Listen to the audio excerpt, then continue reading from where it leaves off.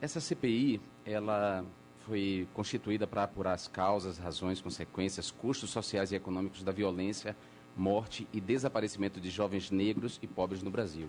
Esse é um pleito antigo do movimento negro.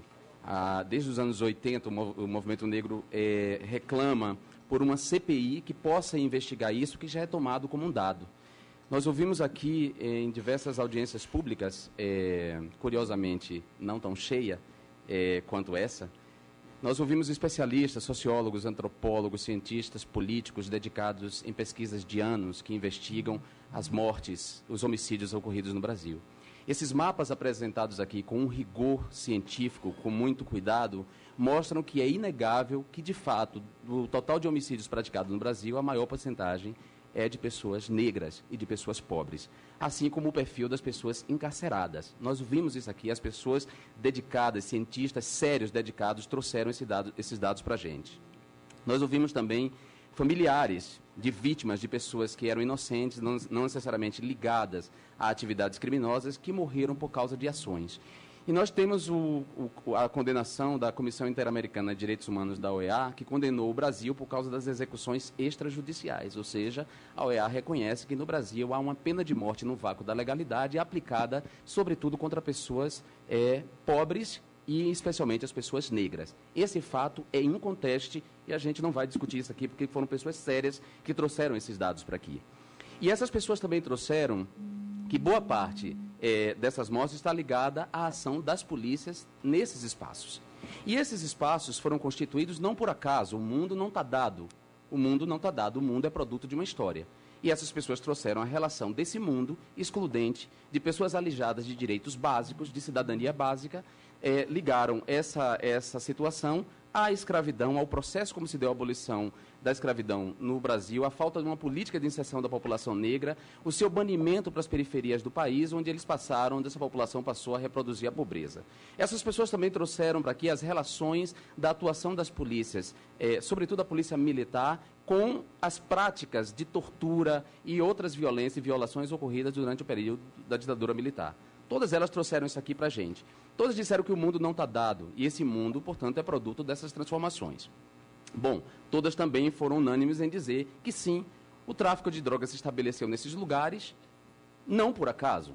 É muito mais fácil recrutar um garoto pobre, negro, que bebeu água podre a vida inteira, que não teve uma escola decente, filho de uma família desestruturada, porque o pai está preso, ou porque o pai tem que trabalhar, ou porque a mãe tem que trabalhar e ele fica em casa. Enfim, por uma série de razões, essa população vulnerável, ela está muito mais sujeita ao aliciamento do tráfico de drogas, que não se expressa só na venda do varejo, mas se expressa também no atacado. Por exemplo, nos helicópteros ligados a parlamentares, por exemplo, que transportam meia tonelada de pasta de cocaína, né?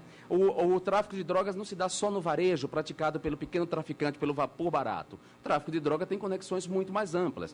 O tráfico de drogas tem conexão, inclusive, com quem defende a proibição das drogas, né? Há pessoas que publicamente defendem a opinião das drogas, mas são bancadas, sustentadas pelos traficantes. Tudo isso foi trazido aqui para nós, nessa CPI, e ficou claro que a guerra às drogas, o Estado entende, então, que as drogas, o consumo de drogas, ou o tráfico ilegal de drogas ilícitas, e a gente precisa lembrar disso, existem drogas lícitas e drogas ilícitas, né? Apesar da palavra, inclusive a gente deveria fechar as drogarias, porque muitas drogarias por quem vendem drogas lícitas.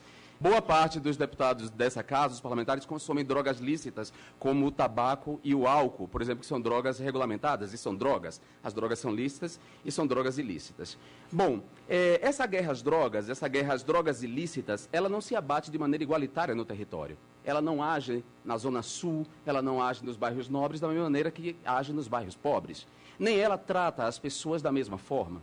Os filhos da classe média não são tratados porque têm acesso à justiça, porque têm acesso a advogado e a justiça não está bem distribuída. Há municípios que não têm defensoria pública, por exemplo. Quer dizer, eles são tratados de maneira diferente pela justiça. E isso traça muito bem o perfil da nossa população carcerária.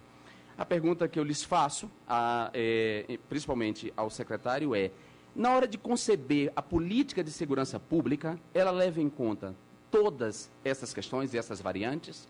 Quer dizer, a política de segurança pública é pensada na afirmação da dignidade humana das pessoas ou tão somente na defesa do patrimônio e da propriedade privada?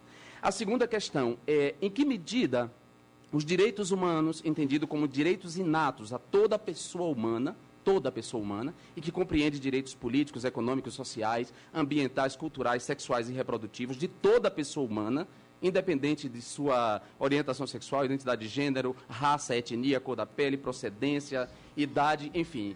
Em que medida os direitos humanos entram na formação dos agentes da segurança pública? Já vou concluir, senhor deputado. Essa é uma pergunta importante. E terceira e última pergunta: o mundo tem mergulhado num debate sério acerca de uma nova política de drogas. Os principais presidentes do mundo, de países do mundo, que empreenderam a guerra às drogas, como o presidente do México, o presidente da Colômbia, o presidente Fernando Henrique Cardoso, o secretário-geral da ONU na época, o Kofi Annan, se reuniram num grupo de notáveis para dizer ao mundo que a guerra às drogas faliu.